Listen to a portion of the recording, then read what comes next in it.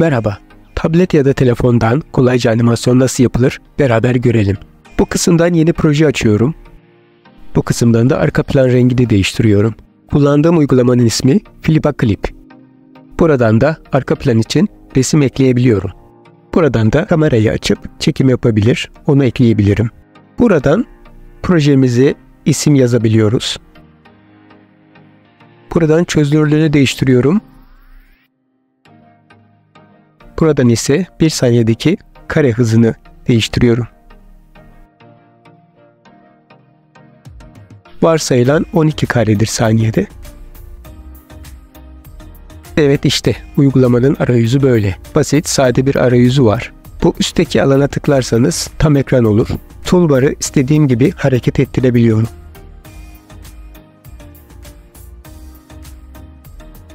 Toolbar'da şu araçlar var: fırça, silgi, seçim aracı, boyama aracı, yazı aracı, yayma ve blur aracı bulunmakta. Hadi bir çizim yapalım ve onu renklendirelim. Birinci katmana bir dinozor resmi çizdim. İkinci bir katman açıp ona da outline çiziyorum.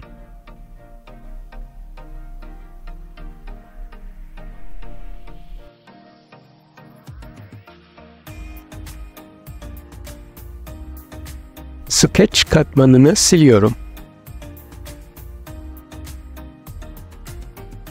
Karakteri taşıyabilmem için önce seçim aracıyla seçmem gerekiyor.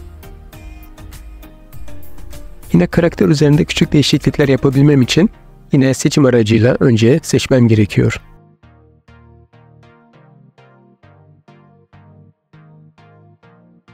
Kova aracını boyama yapmak için kullanıyorum. Buradan renk seçebiliyorum veya dilediğim rengi değiştirebiliyorum.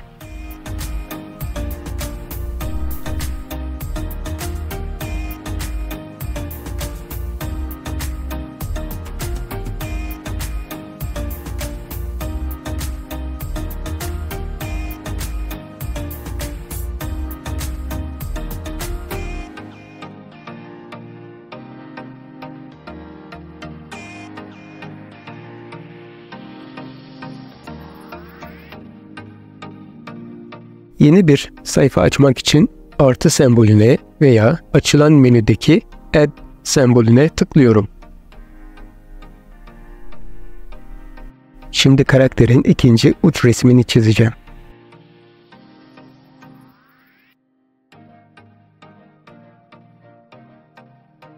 İki frame'lik bir animasyon oldu. İki frame arasına bir frame daha, yani sayfa ekledim ve bu boş sayfaya ara resim çizeceğim.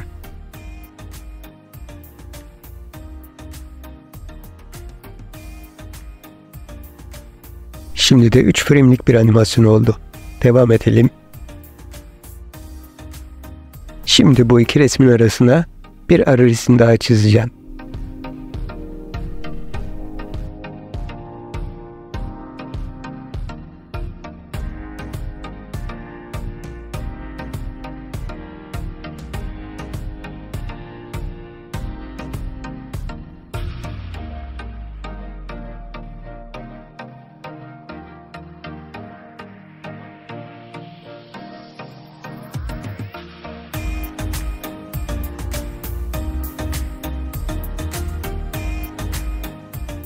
Şimdi de 5 frame'lik bir animasyon oldu.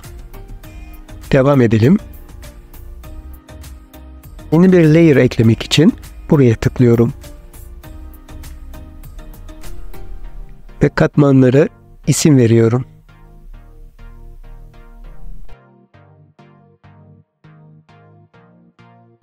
Alttaki katmanın opasitesini azaltıyorum.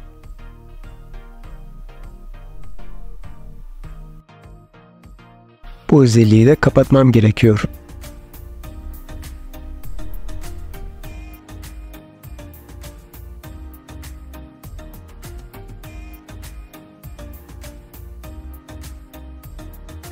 Ve ilk açtığım layer'ı artık gerek kalmadığı için siliyorum.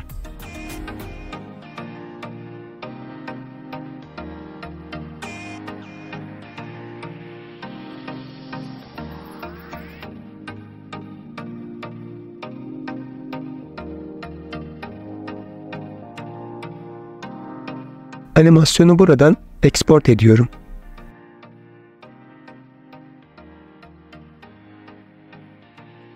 Beraber bir basit animasyon denemesi yaptık.